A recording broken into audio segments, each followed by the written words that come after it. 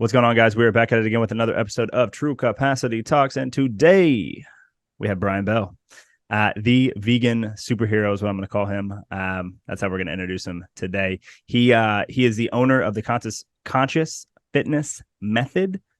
He is an online health and wellness coach that I had the pleasure of meeting when we were both students of the game over in a company called NCI, and we have not been connected that long, but he is a heck of a guy, and I'm looking forward to diving into kind of everything today. And I'd like to kind of just start off with, an introduction of you and how you got here. How'd you get to the place where you're vegan, you're coaching, you're shredded, and you're doing online health and wellness full time? How'd you get here? Oh, dude. Well, thanks for having me, James. Like, this is dope being here. Dude, big story. I think the cornerstones of this story probably just come from growing up, just eating random food, pizza every day, mac and cheese, like ice cream, your normal stuff you're gonna do. Especially I grew up like skateboarding, so we'd always be skating around, just eating, junk food and all that. But just seeing basically my parents' health just not get better, but get worse over time. And I think as I became, a really young adult, like as soon as I turned 18, I kind of got into the whole gym thing, right? So I was like, of course, like I want to get fit, I want to get, lift these weights and get, built or whatever. But then I also started playing around with nutrition, right? Because they go hand in hand. So I kind of started just experimenting with like learning about protein, carbs, fats, trying all kinds of different diets, some with fully inclusive all food groups, some I even did low carb at a time. I told you about that. And then I kind of fell out everything over like the next like 10, 15 years of my life, right? I jumped back and forth in between training and I do it for like a month, 3 months at a time, like what probably most people go through, these bouts of going in and out.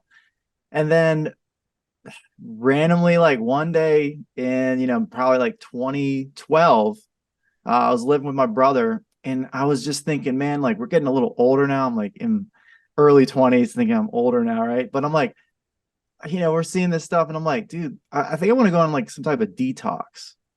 And so the idea was just for a week, we decided to just do fruits and veggies, just to like see how long we could go, just fruits and vegetables. We could cook them, but still have that. So I pretty much would be eating like apples and bananas and like grapes and stuff like that throughout the day. And then at dinner, we'd have like a stir fry with like broccoli, potatoes, onions, make it a little bit more wholesome. But within 7 days, it was just the craziest experience because I was honestly like letting go of a lot of weight, but also a lot of, toxins really within my body. Cause as like we store a lot of toxins in fat. So I think I just went through this period where I was drinking a lot of water too. By the end of that 7 days, we were on his like back porch and the sun's just hitting my skin. And I'm just like, dude, I feel like I literally am the sun right now. Mm-hmm. Like that light is me. Like that is what gives me life in this way. So I had this, that was the first like inkling of this connection to like light and how it's produced within like fruits and Mm-hmm. vegetables, like getting closer to the source of like where our nutrition comes from. And then, I ended up switching back. This was just like a short, brief like cleanse we came up with. Cause at that point I was like, all right, I'm getting kind of weak, man. I gotta like, clearly I wasn't getting hardly any protein as I know. I was probably eating like 1,000 calories a day. Now that I look back on it, Mm-hmm. for like a week, I was like, hey, it's cool. But fast forward to the end of that summer, and my boss at the time took me out. This was like Ocean City, Maryland. So, you got the boardwalk, Mm-hmm. nice beach, like beautiful weather all the time, and took us out to the Hooters to just get, dinner, me and another employee. And dude, here's the thing. I've never really been big on like beef and like, hot dogs, hamburgers, but I had, every now and then I'd get one, right? So I don't know why, but I got this gnarly hamburger and these French fries. And dude, I got so sick, like within like a few days. And just like, I was like, dude, I just can't. I was just like, I just can't eat anything like that again. And then about a month after that, I had this really big realization that how I felt with that burger, and I was able to compare it to how I felt with just like the fruits and vegetables. And it was just like light and airy and like connected to everything versus like, oh, grounding and trying to get this stuff through my system, and made this immediate connection that not only was I, not only did I not need to go through that digestive issue, but what I'm also bringing in beyond it just being protein and fat, but it also is energy at a certain level. Because I was able to identify the energy of just like the sun through like, more natural foods. But then when we think about when I was consuming, that burger, for example, there's also fear and suffering of that animal's life that was attached to it. And so part of that process might entail something that's a little energetic. Like I've always been a very empathic person. Like if you're feeling a certain thing, I'm totally feeling it. I'm right there with you in the emotions with it. Like if I feel something, you're going to be able to read me because it's like I can't hold anything back. So I'm just like always been very sensitive to like my environment. Some foods don't resonate with me. Like it's really easy to find out. Like not all vegan foods resonate with me, but if it doesn't work, can't really keep it. So at that point, when I had that realization, I immediately was like, I'm just not eating meat anymore. Like there's no reason to. Like I could totally see that. And so from there on, I was like vegetarian for like 2 years straight. So I'd still have like cheese and like, products with egg, because at the time I didn't even have a concept of what vegan was. Like I just was like meat, flesh, not really my thing. But then I re-met my now wife, Jenny, who we had actually gone to high school together back in the day with. So this is kind of crazy how it all looped back in. But, we started dating and like she was vegan and I was like, vegan? Like, what do you mean? What's the difference? And she really just explained, well, really, like you're just not eating meat. But as far as, cheese and dairy and eggs, pretty much anything that's produced from an animal as well, that would be, excluding that and not eating that, that would be vegan. And I was just like, oh, well, that makes sense. Because it's still essentially, if I ethically and just knowingly know that it's proteins and fats and carbohydrates, if they're from the same source, to me, the difference between it being meat versus, eggs or dairy, I'm like, oh, it's the same thing. So let me stop that. So as I was doing that, dude, I was on the way and already moving out of state. So then like I'm moving in with friends, like going across the country to Las Vegas. So now I'm trying to be vegan out of nowhere. And like I just basically found out about it, but it resonates with me like morally and ethically and all that. So I had this crash course of like, well, what do I eat? And then over that period of time, I went from being, okay, vegetarian to initially crash course into being vegan. And then it took me a little while to figure out, okay, you know what? I can actually still eat this way and be strong too. Because I think at first I felt like, oh, vegan, vegetarian, I'm not going to get enough protein. So just give up any of those ambitions or goals or desires to like be like strong or fit. Like for whatever reason, it's just like I didn't have any real evidence saying you couldn't. It's just everything I've ever read was like, eat your chicken, eat your beef, drink your whey protein shakes. So I just like, well, I guess that's out, whatever. And then I kind of eventually stumbled upon the realization that that was a limiting belief, So at that point, I got into calisthenics, and that's where everything kind of opened really up and kind of connected everything together. Because I was on this trip in Mexico in like 2018, and I think I was like sick. So I was like sitting at home and I was on like watching YouTube, and I saw like this calisthenics training video, and I'm like seeing this dude do like all this crazy stuff. And I'm like, dude, this is like, it's great because it's the fitness element, but it's like now you're involving like some type of skills and like more slowed and controlled like precision. And whereas I grew up skateboarding, I love the idea of doing tricks and things like that. It just totally like just offered this whole new perception on just like, say, going to the gym and lifting weights to obviously get fit, to get stronger, to get more coordinated, but just this new element. So I eventually got into it and just started working on the basics, pretty much pull-ups, chin-ups, push-ups, squats, dips, all body weight stuff.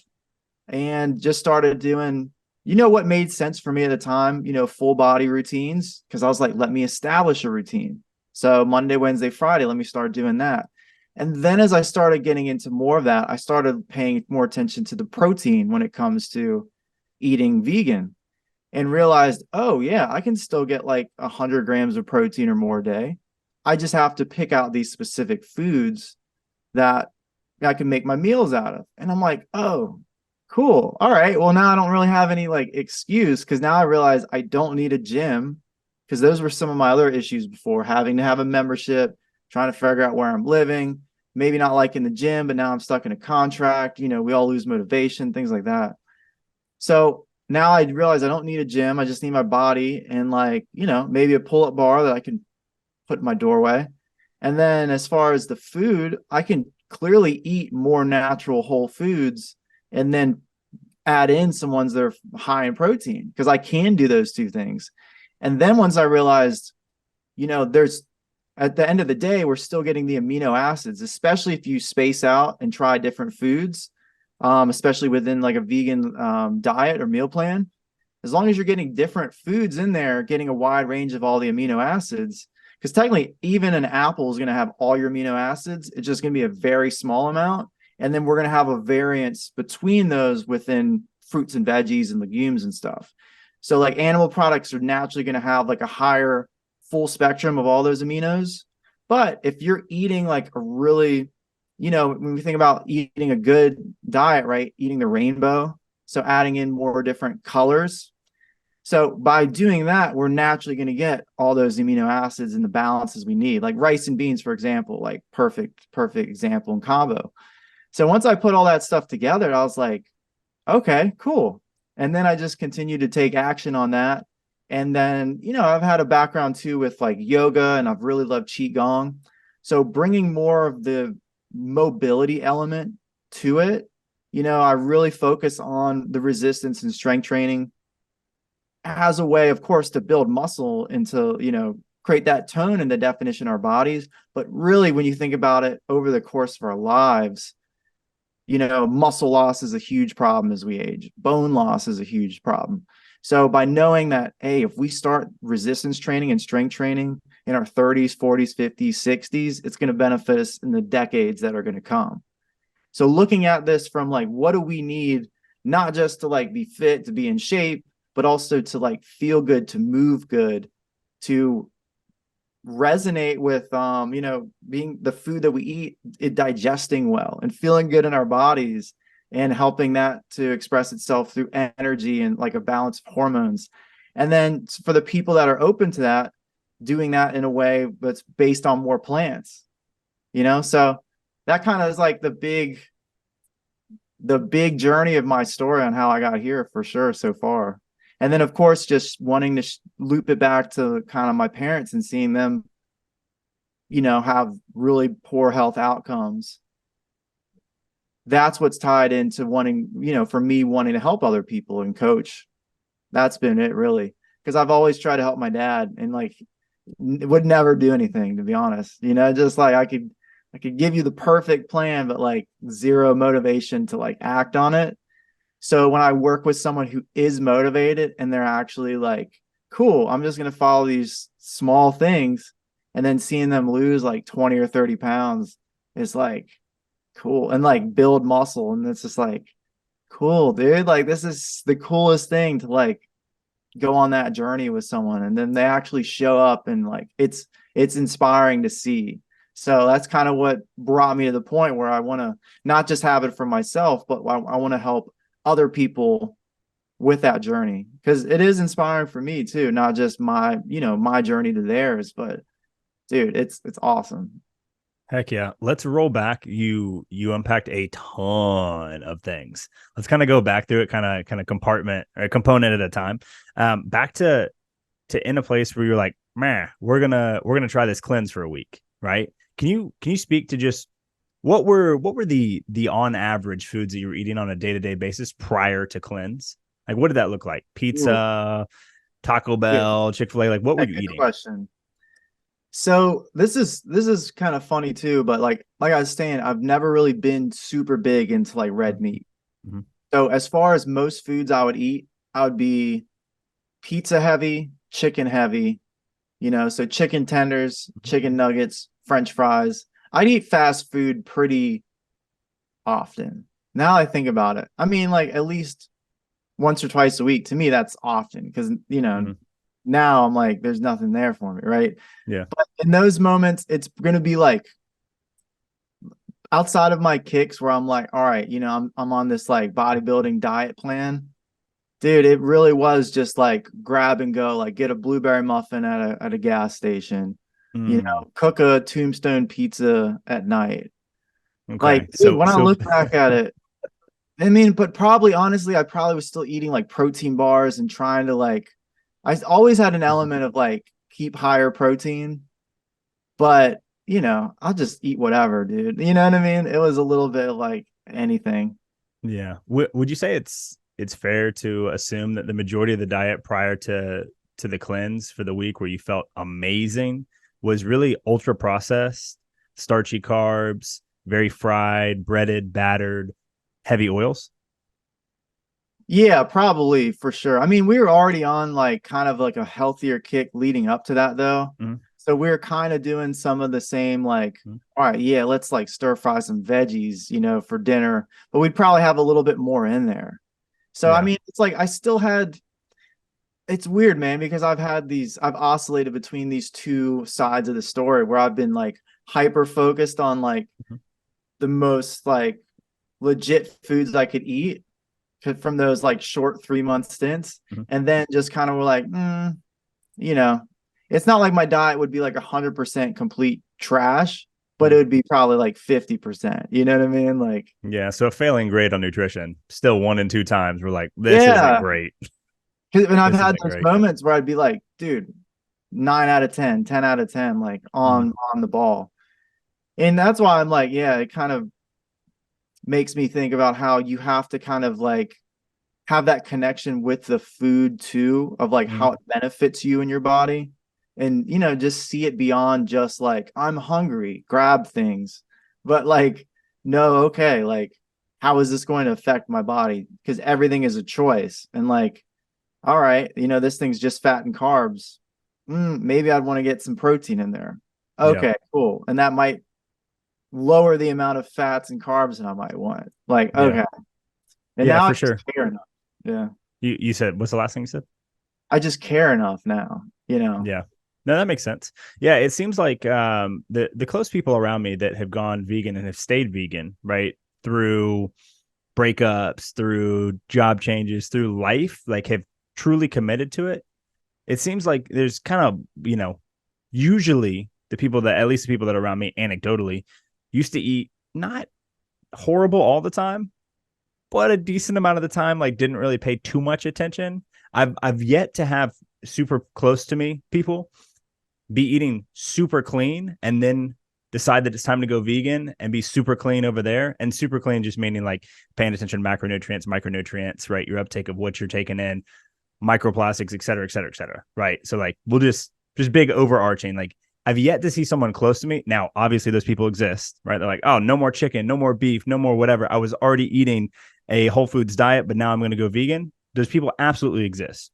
Mhm. I have yet to have someone close to me coming from that side. So it's interesting that you say that, hey, my diet was kind of not that great ahead of time. I do some solid things and then I get into there. Um, because I think that speaks to the urgency for you to make a change because you were in a place where you're like, I don't love what's going on day to day here. So something has to change outside of just the Hooters burger. Something has to change because I feel like shit. You say that's fair? Yeah. Yeah, the meat and then like how I'd process, all that, it just didn't resonate. And then it took 2 years. And that's the thing too. Even switching to just more vegan, originally it was like zero like health focus. It was just like It an was just no animal energetic. products, like period, no animal products. Yeah, Not going well, to it's worry like about the vegetarian macronutrients. part. It's like it felt like okay, I don't want this substance in my body Mm-hmm. anymore. Like at all. Like I'm like Mm-hmm. it's like literally do not see it as food. Like literally. Like it's that black and white. like when I speak about meat, and like I've got Chipotle before where there's like a bit of steak in there, and I'm like, like it's crazy, dude. I bite down on it and I could just immediately feel it. And so before it goes too deep, I'm like, get out. No, like for real. But like in that moment, it was just, yeah, it was just a realization that like, all right, I don't want this. I don't need it at all. I'm like, and it's like, this is like eating like rubber or something. Like it's not for me. It's not for this body. But when, so that was definitely like, you could say that was like health, but it wasn't like, it was such an internal, more of a spiritual kind of thing, right? But then when I went vegan and then initially was into it, still wasn't very like healthy with it, right? It took a few years to get to that point, started incorporating more of like the protein elements and paying attention to micronutrients and knowing where to get all those from. That took really the desire of really getting in shape and getting actually healthy with it. Because what, part of that is like the more of the whole foods plant-based style of eating. So like my wife, on the other hand, before she went vegan, she's been vegan like a couple years longer than me now. So probably like 11 years, which is crazy. So anyways, she was eating, you know, grilled chicken, fish, like eating like healthy, but I mean, it just still didn't hit all those like cylinders of like how she was feeling. But she was still doing like, cooking really good food, just eating like leaner things. So she had like the kind of the opposite of like me, where I'm just like more like, all right, let me grab some stuff, or little have my like tombstones and not really care about macronutrients or anything. So it is, yeah, it's crazy to see like the difference, man. But overall, it's just like, I can get into this a little later, but just the idea of realizing that you have to substitute things. So whenever you're going from anything, like whether, I know you've talked about this too, like going from soda to like water, right? Just anything, dude. I went from smoking cannabis to just using cannabis oil so it doesn't affect my lungs. I've gone from coffee to dandelion tea because it doesn't have the caffeine that constricts my muscles and shit. So it's cool to like see the substitutions. And the same thing with going vegan.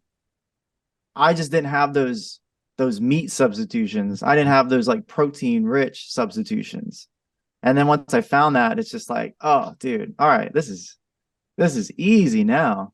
Yeah. Well, it totally makes sense if there is a deep seated feeling that you don't align with consumption of animal products. Like no one gets to take that away from you, right? That's an individual decision. If that's where you sit, then that's where you sit. No one can tell you you're wrong and I'm right, or I'm right and you're wrong. Like at the end of the day, that's an individual decision.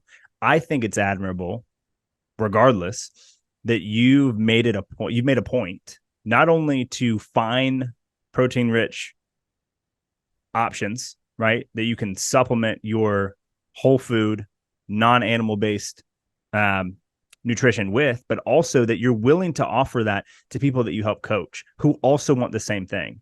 It's not like you're coming in and telling people you need to be vegan. You have to be vegan. You must be vegan. Every time I've ever spoken to you about you being vegan, not once have you said, James, why don't you try it? Not once have you said, Jess, why don't you try it? You said, if anyone is ever interested about talking about it, happy to share. But I'm not here to push you. It's what works for me.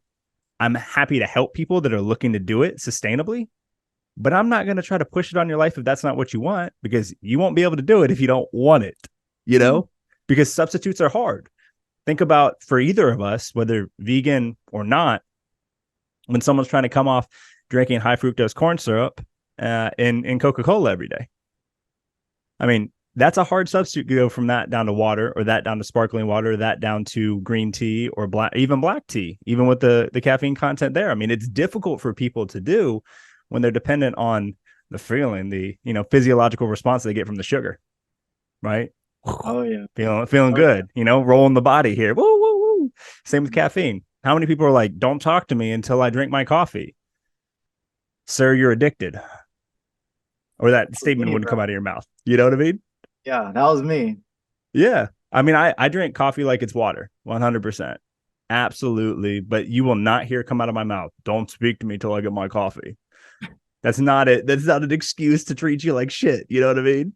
Yeah, Not down for it. Um, so yeah, I think it makes sense why you're at where you're at. And I also think, Bryan, that it makes a lot of sense why you have the success that you do as a coach. Because I can see that you appreciate truly believe it to the core and you truly live it to the core. It's not a pandering, you know, it's not a situation where you're trying to make a buck off people. Like it is very apparent that you truly believe for you and anyone that wants to go down the path that vegan is the way to go. And that comes through sincerely. that. Yeah, man. And I appreciate you too sharing how, like, I haven't said like, well, why haven't you done it or this? Mm-hmm. Man, because to me, it's just like, dude, it's an internal thing. Mm-hmm. And like it's kind of like other things, right? I don't need you to believe what I believe in for what I believe in to be true. Right? So it's just like, deeper things like religions, right? Like, I don't need you to also feel the same way.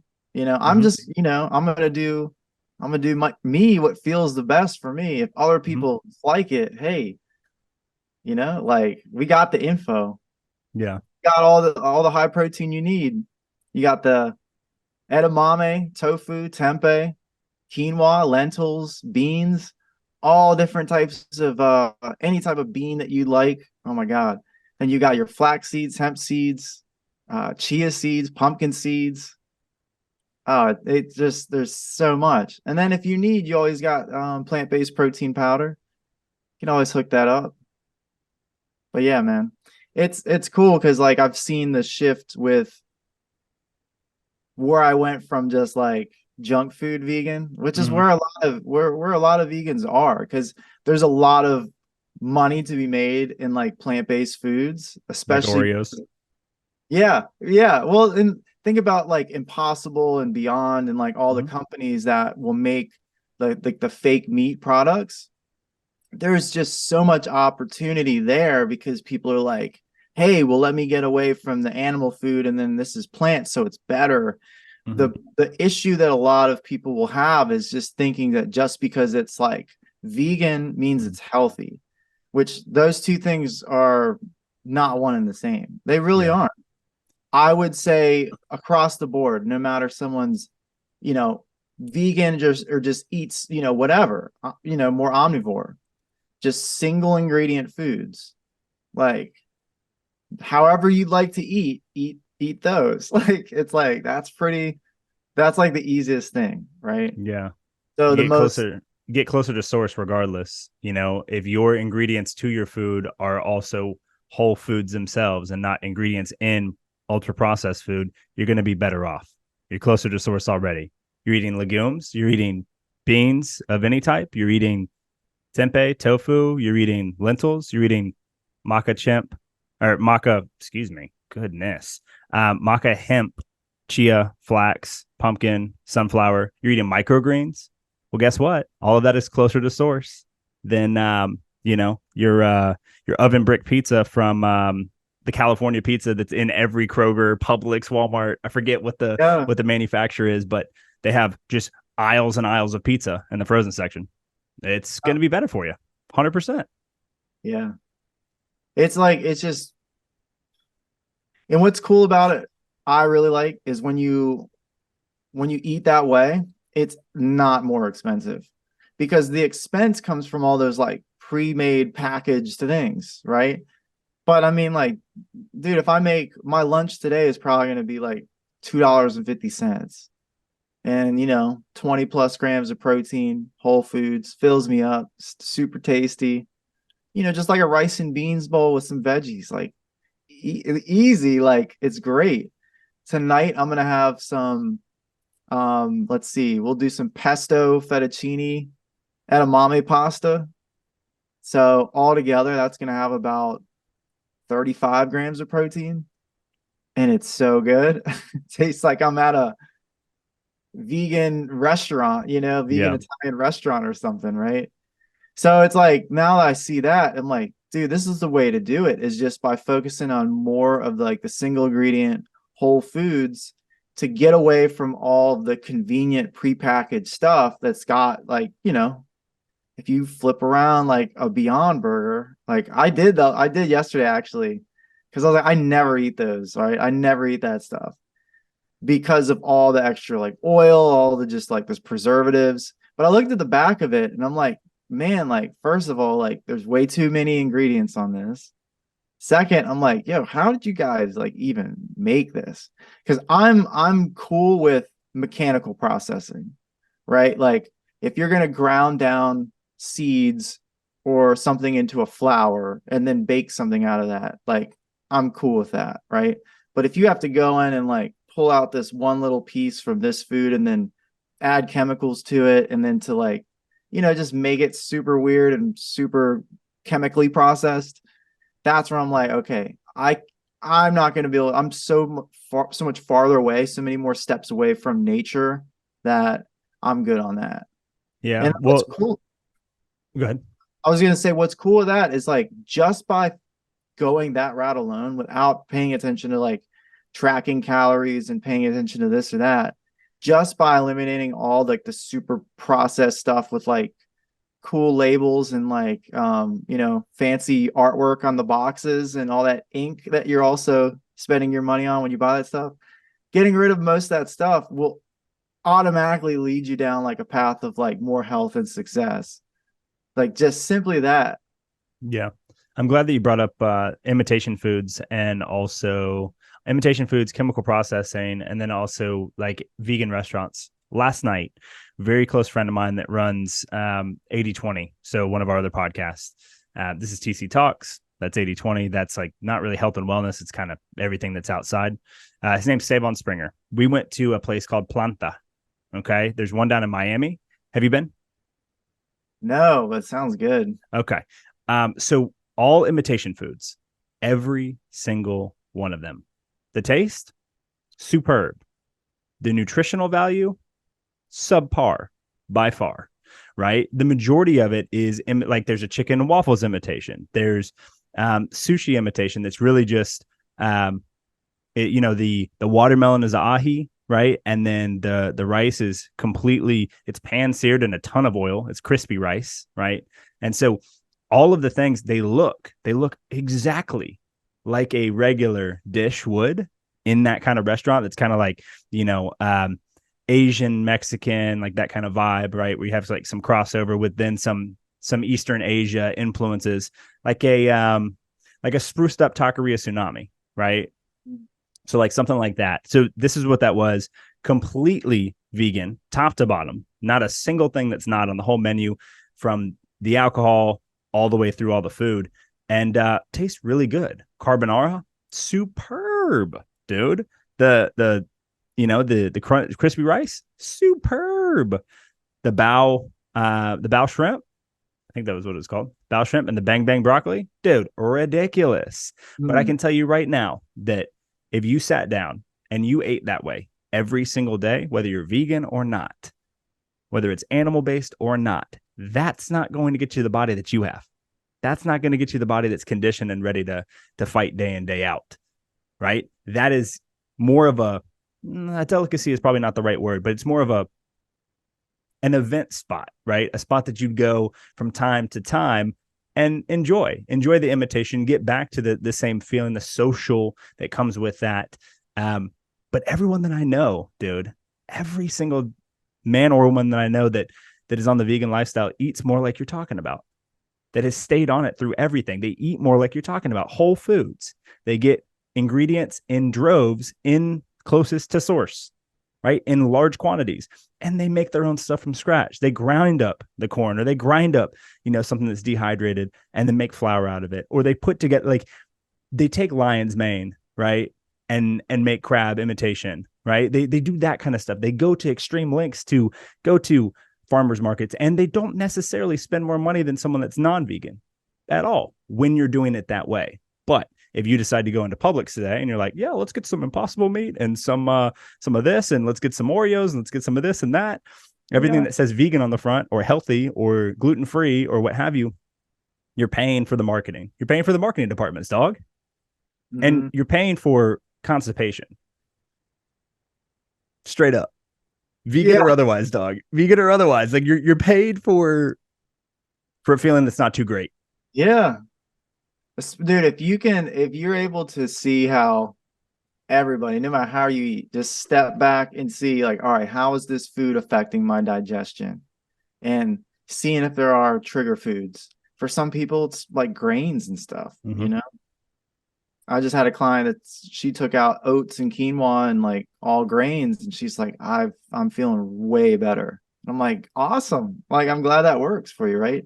For some people, it might be dairy. It might be, you know, some people are allergic to soy, right? Mm-hmm. Like, I don't do chickpeas well. I love them. They taste great. I could eat a zillion black beans and my body's like, keep them coming, right? But Mm-hmm. chickpeas, it's like, what's happening here? Yeah. I So love chickpeas. you gotta figure out like kind of like, what works for you Mm-hmm. and give yourself that time to just step back. Because honestly, like if it's not working for your gut and your digestion, then that's just showing that there's a problem with extracting those nutrients, shuttling them around to the rest of the body.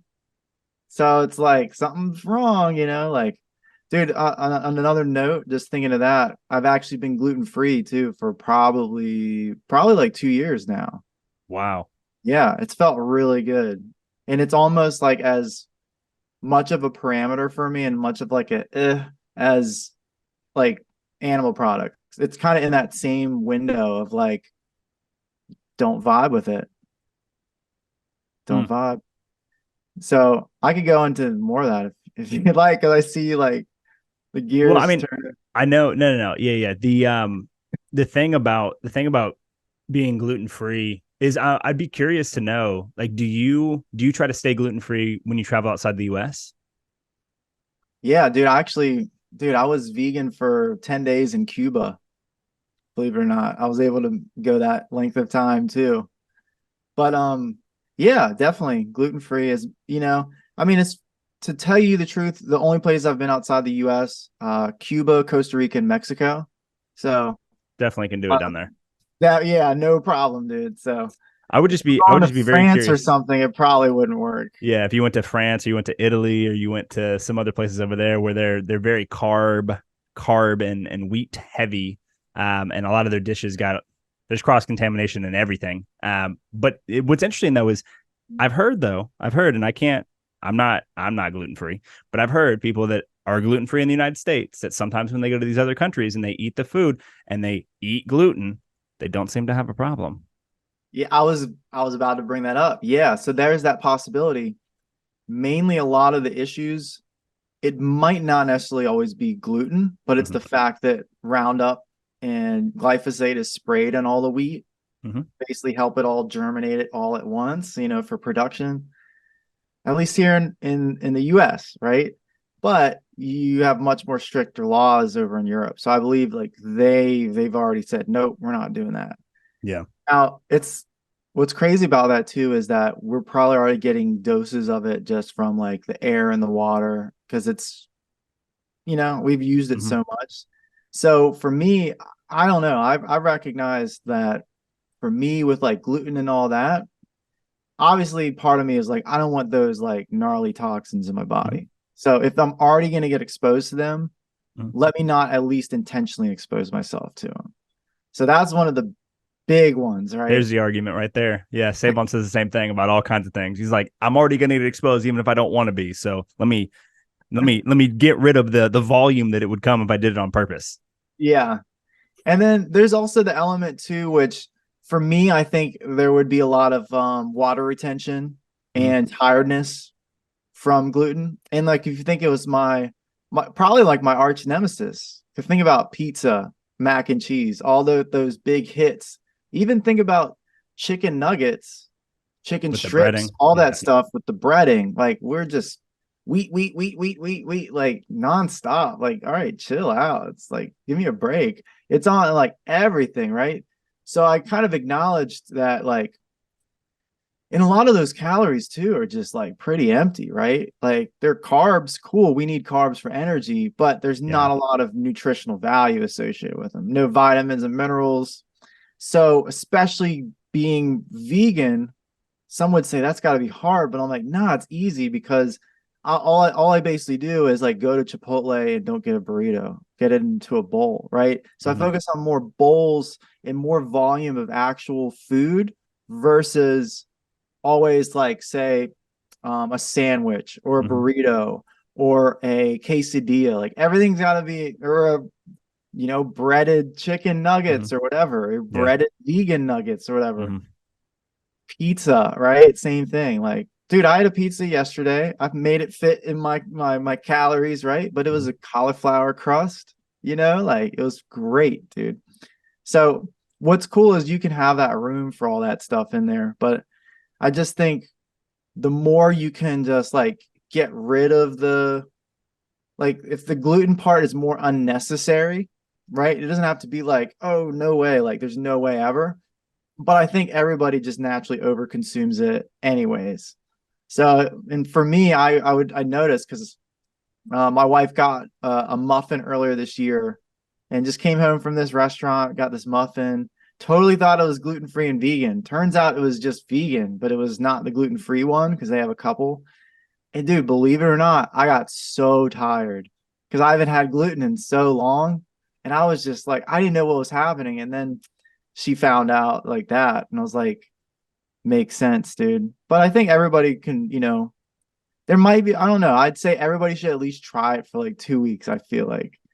Because that Yeah. one's not as intense as like going full vegan. But I'm like, there's been a lot of people I know that have done more gluten free. And again, you don't have to be like 100,000%, but just like really kick stuff out and felt like way better. Yeah, I would say that a solid recommendation that I would have to assume by every bit of conversation we've had so far is just that like anything that's just empty, that's going to be more calorically dense, but not nutrient dense, is something that you could try to do without and see how you react, right? Don't have to do it forever, right? But you could give yourself a window of time where you're like, hey, maybe no breaded stuff. Hey, maybe none of this, and kind of exclusionarily pull one thing out and see how you feel. Chances are, if you're pulling out the calorically dense things that are in your diet that are not nutrient dense, your weight's going to come down. Your hydration is going to feel better. Your digestion is going to be better. And you're going to wonder why pounds are falling off. Now, obviously, there's a lot more factors there. So it's not a causal link 1-to-1, like pull out this much breading and you lose this much weight.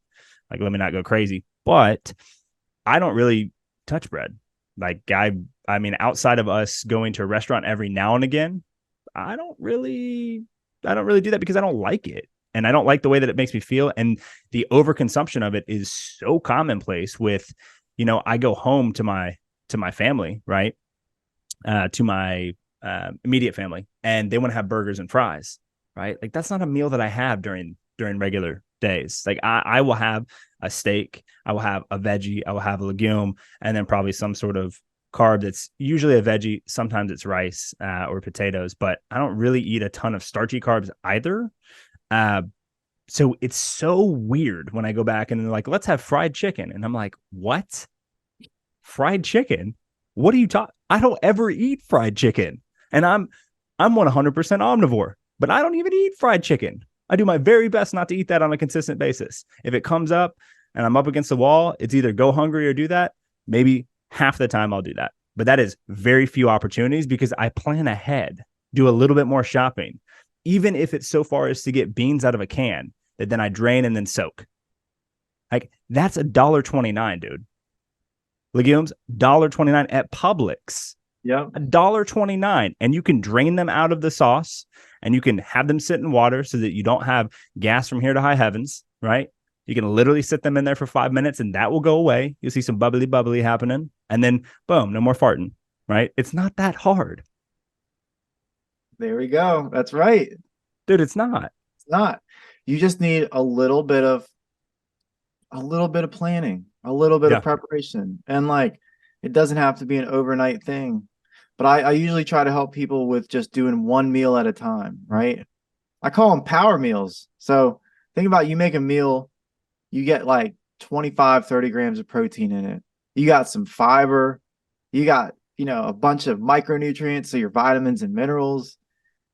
Man, and now guess what? Now you've got this asset, right? You have this meal that you can make. Now, what I teach people, the second step is let's make multiples for meal prep.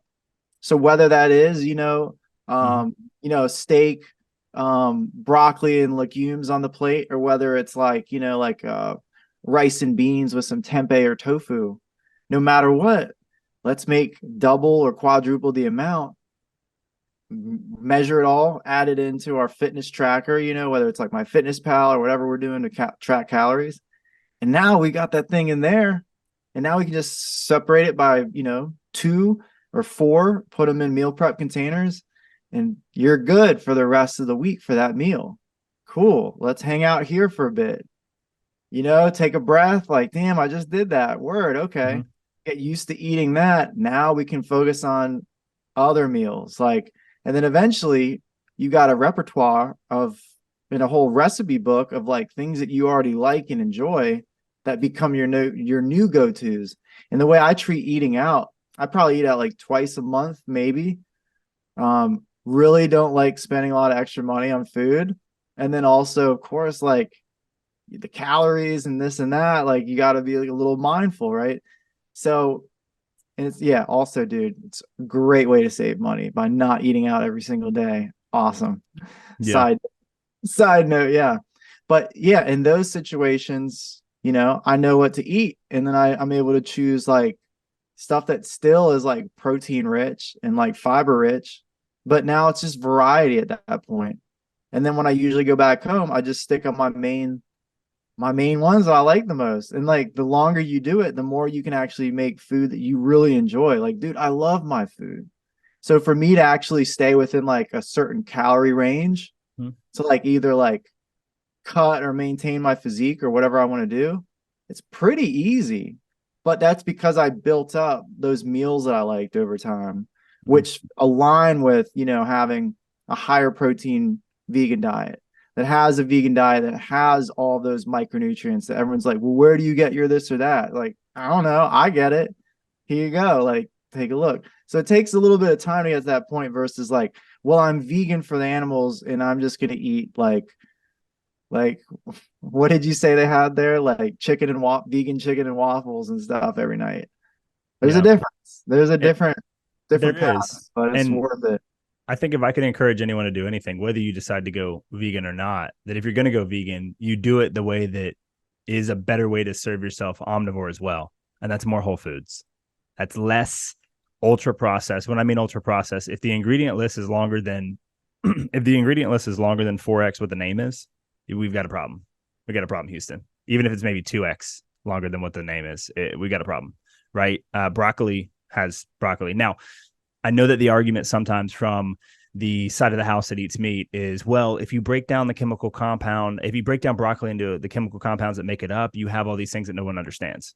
And I hear you. And I hear that argument, and that's been said in front of me to vegans against a vegan argument. And at the end of the day, you can break down anything to chemical components, right? And the construction of how it is.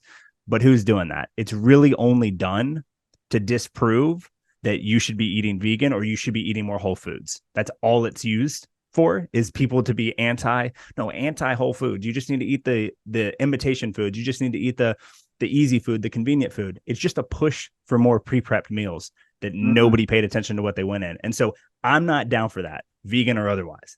Absolutely not down for that. That's not a recommendation I'm going to make to a potential client or a prospect, right?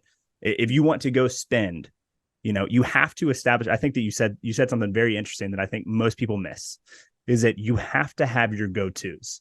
The people that are typically nutritionally the healthiest have go-tos that are staples in their diet that they do not waver from. They may change over time, but they do not waver from 4 to 7 meals or 4 to 7 foods that then they combine different ways. Everyone that I know that has a rock solid physique that's not on steroids is doing that in some format, right? They have those foods that they roll in and out, right? A cruciferous veggie. You have, some of the rainbow over here, you have some legumes, you have some sort of protein source, whether it is vegan or not. You have these things that you combine and you make stir fries and you make this dish and you make this direction. You like, if you have the more, at least for me, what I found, and I'd love for you to speak on this, the more choices that I have on a day-to-day basis for every meal, the worse I'm going to do. The more that I can just simplify it and make it one less thing to think about in the moment that I'm going to eat, the better I do. Even with the knowledge that we have, I do much better that way. Less decisions, man. That's what it is. It's decision fatigue, right? Because yeah, believe it or not, I mean, some people might assume, like, if you don't have parameters set up for like nutrition in your diet, someone could probably assume that that's got to be like tough. Oh, it's got to be hard to be so rigid like that. But no, I mean, really, if you don't have any parameters, then you've got this limitless amount of just like foods that you can, not just that you could eat and consume, but are they going to try to pull you in and attract you? Because it's like when you go to the grocery store, it's all marketing, right? Aside from like produce, right, where it's boring, you're like, yeah, cool. Like, where's the labels and like all the colors and like the text telling me to buy this or do that? Broccoli crowns, like, cool. All right, whatever. Aside from just that, man, everything is telling us like buy, buy, buy, buy, buy. So if you can go in there and you have some parameters set up of like, I'm not, just by saying whole foods, you're eliminating all the inner aisle stuff. I mean, there might be some stuff in there that's packaged, but like, beans and things like that. But you're gonna just look right past like the bags of chips, all the crackers and just like the food that doesn't do anything for you at all. Yeah. It is kind of cool to have those parameters in some way. You know what I mean? And I think it actually makes the decision making simpler because you have just a few choices. Like usually for my lunch, I'll have like one of two different things. And like that's fine because I have, 3 meals a day and then I have snacks too. So it's like, and I'm able to just kind of like you said, have that group of go-tos and just rotate based on how I'm feeling that day. And now that I have them like set up for, like we were mentioning, if you have around 25, 30 grams a meal, after 3 meals, you're at 75, 90 grams of protein. Realistically, probably more protein than a lot of people are getting like usually. And if you need more than that, you can add in like a protein shake or add in, a few extra grams here or there. But I mean, realistically, like that's going to be like very solid for a lot of people and then help kind of regulate everything else out because it's more of a higher protein meal. So chances are you're not going to be eating as much of the wheat, as much of just like the junk stuff. So if you just add a few, like between 2 to 5 meals that hit those goals, like, yeah, I mean, that's what changed my life is just sticking, all right, these are the meals I'm eating. And then my snacks. And then like every day you might have go out to eat one day here or there and blah, blah, blah. But like, man, you have like that core component of it. You're good for like life pretty much. That's why I call them assets and I call like calorie tracking and like understanding like intuitive eating skill sets 100%. Yeah. That not only can be learned, but I feel like probably have to be learned. Like I learned the stuff. I wasn't just born with it. You know what I mean? I like read stuff and then practiced it and then found out what makes the most sense for me and then figure out, okay, well, what makes the most sense with helping other people do it too. Okay. Yeah. Then that helps you see it way better. Yeah. And it's, I think the important thing that you just said there is that it has to happen if you want control over your intake. If you don't care about control over your intake, if you don't care about control of nutrition, then you don't need to learn that. But if you do want control outside of anyone else telling you what to do, you have to learn that. You have to learn composition of food. You have to learn composition of meals, not to the complexity that a registered dietitian understands it or a nutritional scientist understands it, but you do have to understand how things interact with each other, at least at a superficial level, at least at the understanding of how your energy comes from the food, right? And how it makes you personally feel eating certain ways. Like if you haven't done any research on yourself as your own little, not technically research, let me add a disclaimer, it's not, double blind, et cetera, et cetera. But if you haven't put yourself through trying different things in an exclusionary manner, how do you know what actually works for you? You're just parroting everyone else's thoughts. And that's cool. And you can take your recommendation, my recommendation, anyone else's recommendation, and put it to the test for you. But if you just believe it because we said it and you don't know how it actually makes you feel, it makes you know better than anyone eating McDonald's every day. Yeah. How you feel is everything, man. So I think that it's interesting. It's definitely interesting. And I want to respect your time. So I want to go into just a little bit about your program, kind of unpack some goals here and direction that you like to take people, and then give the people where they can find you if they want to connect more. And then we kind of go from there. Fair enough? Yeah, definitely, man. Awesome. So your program, right? The Conscious Fitness Method, these days looking at like 6 to 12 month packages, right? To really nail down goals and accelerate people's progress in 6 to 12 months with somebody. What is the overall goal? Yeah, definitely. I'm going to work with people that are either going to have the goal of gaining weight, so building more muscle and that being more of the focus, or it's going to be on losing weight. So it's usually between one of the two of those. So it's really customized for everybody. But whenever we're looking at either of those goals, and you probably know this as well, we're going to get the benefit of the other two. So if we're looking at gaining some muscle, you're likely going to lose some fat in that process. And then if we're going to be losing fat, which what I've realized most people, when they think of weight, when they want to lose weight, really what they mean is lose body fat, right? Because that's what we want to do. We actually want to lose body fat, but we want to build and increase lean muscle mass. So that's generally, I'm going to have people come to me for those reasons. Beyond that is actually just learning about the plant-based lifestyle and saying, you know what, like I actually want to incorporate this now.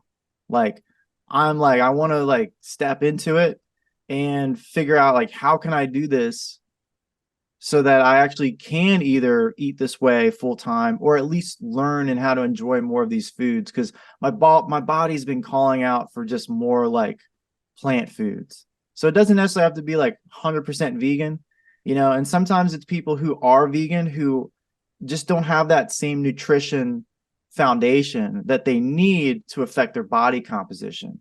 So they're just eating the things that are out there, or the things that taste good. So sometimes we need to just kind of help create like a good foundation of that nutritional information, and then kind of put them through that process of the course. So really, I mean, I focus on nutrition, on training, and on the mindset. And because as you know too, a lot of this, well, all of it really comes down to math, which is what I think is beautiful about weight loss or weight gain, weight maintenance. I love that, because that's the part where I get to like nerd out on and take care of that.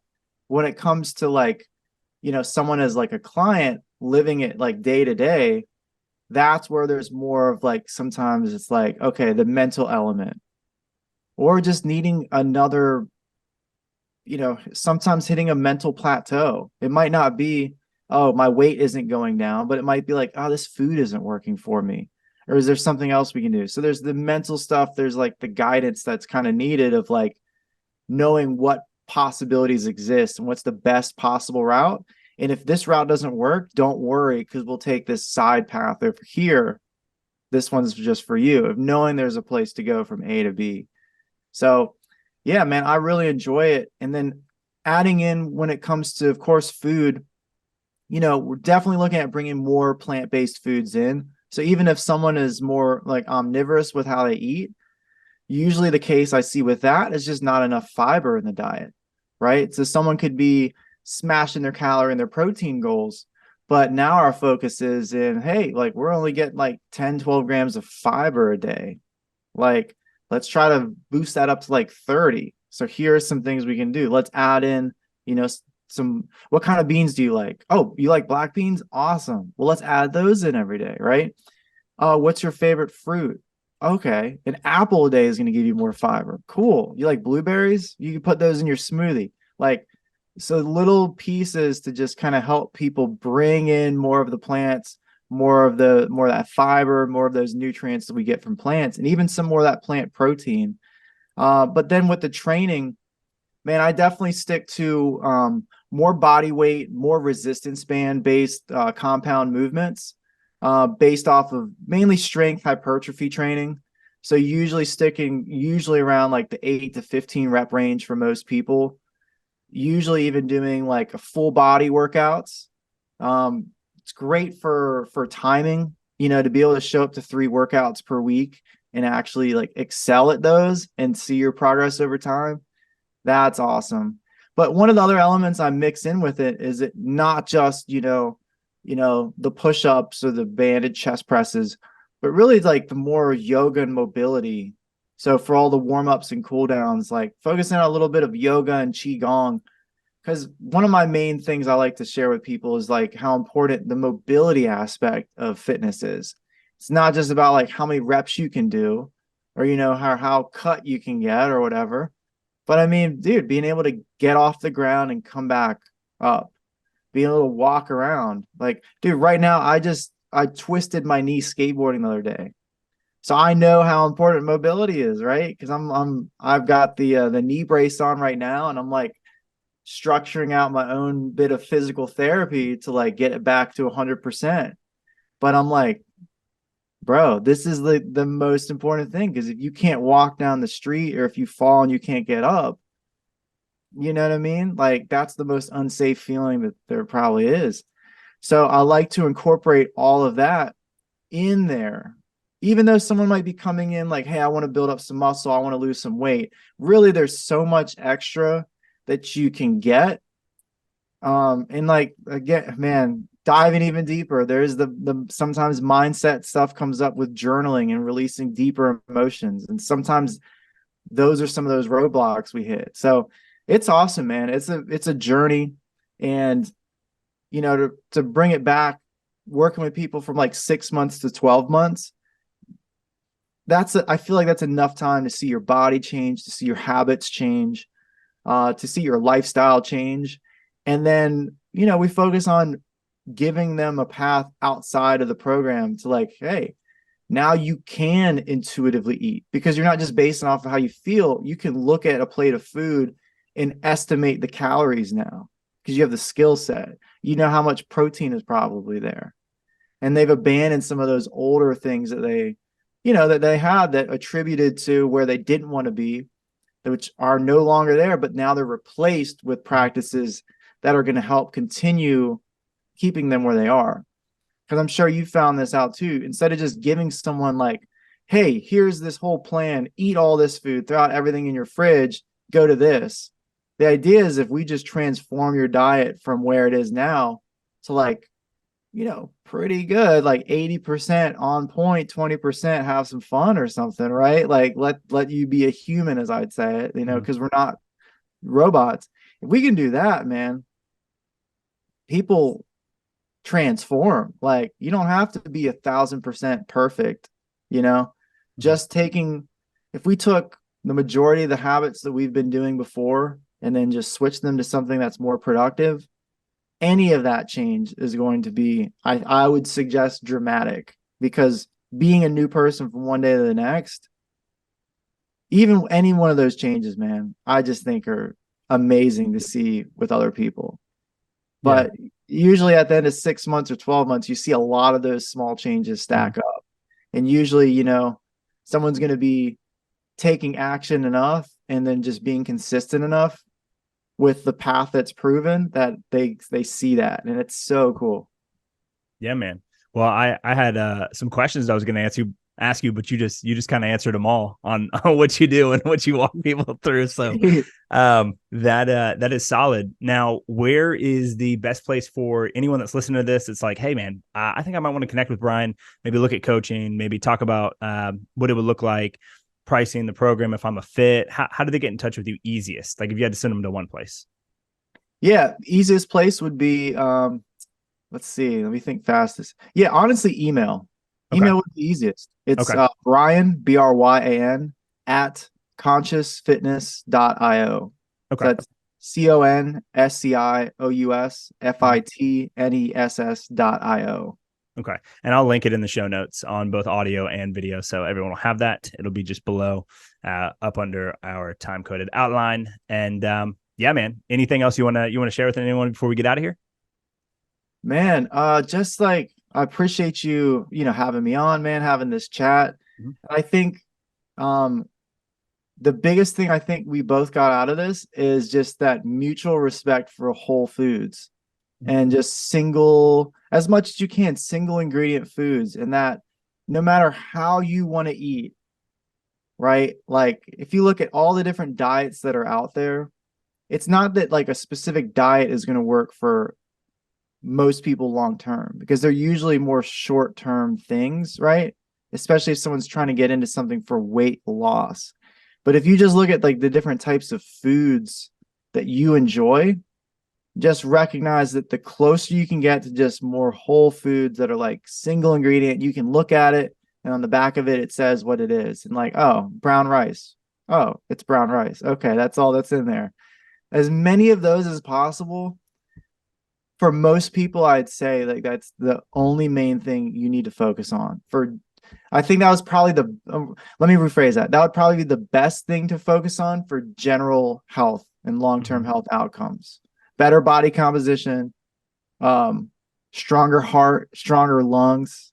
That's going to equate to like a better hormonal profile, your body being able to like recover faster because you're getting more of the nutrients that your body needs to run optimally. So that's the big thing, man. I think that we uncovered here is how important that is. Get those good carbs, fats, and proteins from the earth as close as possible and eat your fruit. All right. If you don't like vegetables, just eat some more fruit for me. Yeah, no, I hear you. Well, dude, I appreciate you making the time for it. I'm going to stop the recording there. Don't go anywhere. Just hang on for 2 seconds. Thank you, everybody, for listening, and we'll be back at it again next week.